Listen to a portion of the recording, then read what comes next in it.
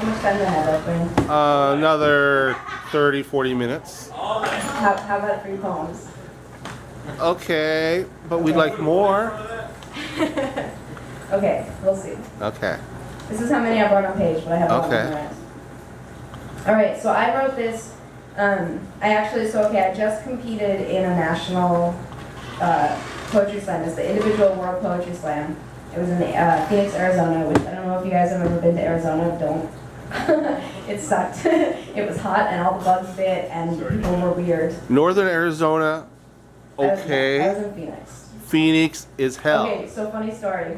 Since apparently I have time, this is the high point of me being in Arizona. It was the last night and it was like finals and I was all dressed up in like my golf like leather dress, right? And this woman, I was in the hotel and the elevator opened and she looks at me and she like mid-sentence to her friend stops and goes, "Oh wow," and then moves over so she doesn't have to stand next to me in the elevator. I would have made a pass at her. It was amazing. Well, I just smiled. I was like, "Hi." I'm surprised you weren't shot or arrested or deported. I was young.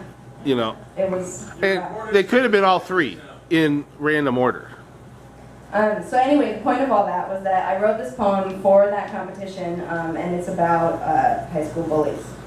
Okay. Nothing about Arizona. This is why I don't usually banter. Well, the whole state's about bullies.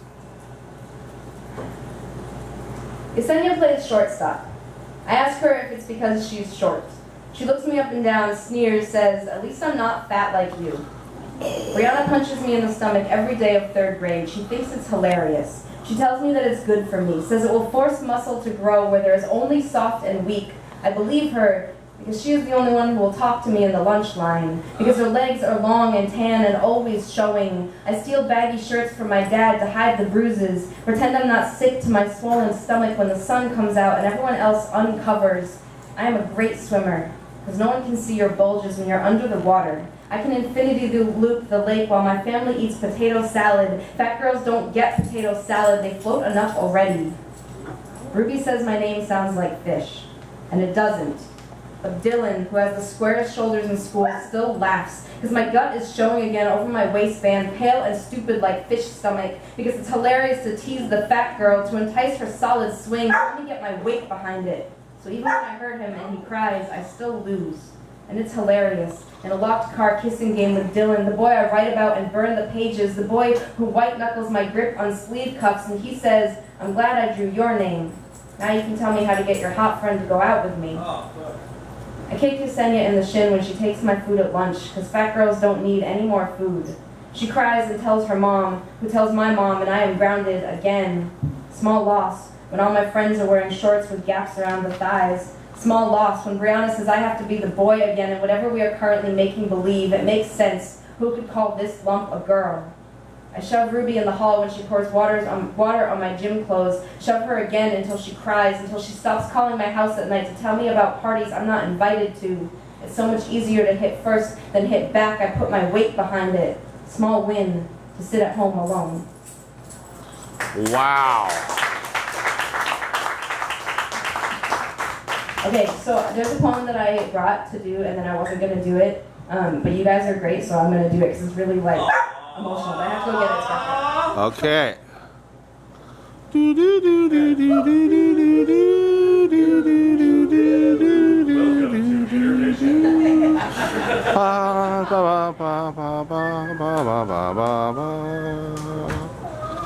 Okay, so this poem, I don't know if you guys do trigger warnings here, but it's about rape. And if that is going to bother you, you should not listen to it or talk to me about it afterwards or whatever you need to do to take care of yourself. Yeah, no trigger warnings. We figure. But it's intense. Yeah, but we figure, if you have like 8 poets come up, they're going to be talking about like 6 things that are just going to blow people away anyway. So you should. Poetry is all about trigger warnings, so you shouldn't have to trigger warn. Okay, that's fine. Okay. Okay. The rape victim on my television breaks down crying and everyone rushes to comfort her. She sobs against their chests while they make sad faces above her. Eventually her sobs turn to sniffles and they catch the bastard who did it. My rapist is driving behind me in traffic. He's with a girl I know, and they are laughing, and the sun is shining, and it's early spring when everything is beautiful and fresh. His name sits on my tongue like morning slime that I can't spit out. Some days it is too loud to talk over, so I make mean faces instead, and everyone leaves. Some days I come so close to saying it that it seems like people should hear the echo, should notice how quiet I get when he sits at our table at lunch, when he smiles at me in the hallway. The rape victim on my television is crying again. The guy who did it is skeezy in the interrogation room, staccato lies through crooked teeth and breathing mad. Her mother is holding her, smoothing her hair, and telling her it's going to be okay. My mother doesn't know I was raped. Still asks me what happened to that boy I knew. If I told her then, she would have been cyclone of why and how and what were you doing in his car. If I tell her now, she will know I've been lying for 15 years. My rapist is a long-haired hippie with gentle eyes and a soft voice. He is delicate like a tripwire. He adds me as a friend on Facebook, and I accept because everyone else does. They can all see his posts about yoga retreats and finding enlightenment. Who am I to ruin it with bloody knees and ripped hair, with a part of my throat I can never call mine again? I was 14, and he was my upperclassman mentor, my rainy afternoon philosophy rambler who said, call me when you want to hurt yourself, before you do. And I wanted to hurt myself.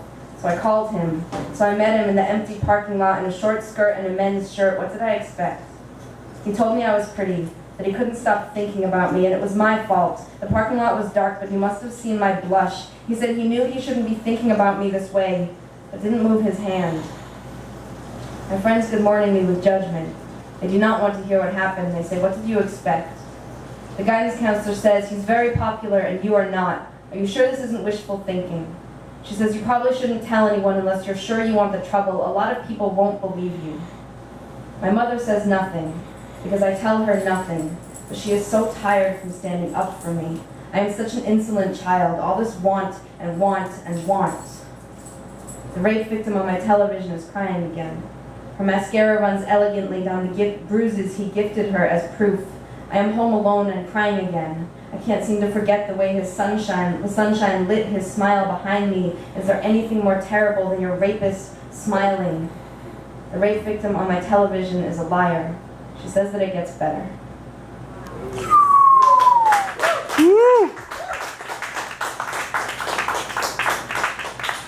Okay, I have two more. Sound good? Is one of them the Holocaust poem? No. I love. To do that one too? Oh yeah. Are you sure? 3 more poems? That's a lot of poems. No, that. Hey, we've had people go like seriously an hour here. I'm not gonna go. But just get, but just going 3 more poems with the Oh, that. Okay, I'll do the poem for Joey. Oh, thank you. Okay, I'll do it first. Okay. So some of you may have heard this poem. It's one of my favorites I've ever written.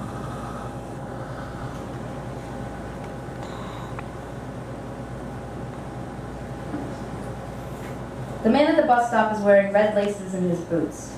He's just the right age to have Nazi written into his byline. I can tell he doesn't, but I still turn my back on him. Make sure he can see 6 points tattooed bold like yellow. I wouldn't have survived a day at Auschwitz for the same reason I hung out with the date rape boys in high school. I like to push on boundaries. And I'd rather die for something I believe in than sit silent when they're looking for me. So let's talk about your ancestors, the ones who sat silent, never looked for, the ones you keep in boxes older than my muscle memories so the paint doesn't fade from sunlight. My family, we don't talk about the Holocaust because no one really learned who died there. We don't know who to mourn. The long arms of search engines get tangled up in 1939, confused by Ellis Island. Sumner changed to Goldberg so they always knew where to find us, and then promptly disregarded. Erased from public consciousness. Like the cashier at Safeway who asked me 4 times what I'm doing for Easter, unable to believe I'm eating matzah and drinking wine. She comments on my tattoos, open to misinterpretation, looks shocked when I tell her the one I'm most afraid of is the star. But Nazis don't exist anymore. Her blue eyes wide with "We won the war." Ooh, I lost my hair. All right. No one cares if you're Jewish anymore. In 2006, Ilan Halimi's only crime was being Jewish. He was 23 years old.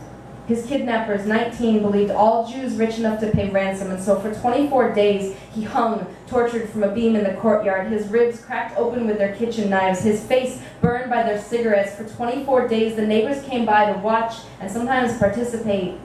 No one called the cops. Eventually they grew tired of waiting for money he did not have to give, baptized him in gasoline, and lit the match. 6 months later, a man walked into the Jewish Federation Center and started shooting. He bought the guns legally, selected his target using search engines and the keyword something Jewish. On his way up the stairs, his gun pressed deep in 14-year-old flesh, he told her he was only trying to make a statement. The statement authorities made was, perhaps it would be better if Jews did not congregate like that, like one easy target.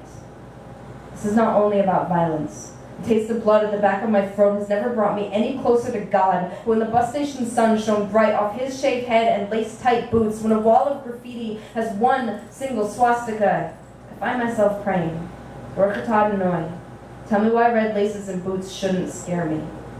I'll always be an easy target. It's written into the way you can't tell where I come from, the way I laugh at tragedy like I dare you to try and knock me down again. So tell me why I'm excluded from minority groups because it's my face structure instead of my skin color that brands me different. Tell me why they sneer at the way I have it easy, Adonai. If this is easy, make it hard. I've spent a lifetime honing my gag reflex, so I'll know when it's time to spit back out the status quo. Go ahead and test me, I can take it. Only please let me never suffocate. Baruch atah Adonai Eloheinu melech haolam. When I go, let it be with enough breath in my lungs to fight back. Woo! Yeah!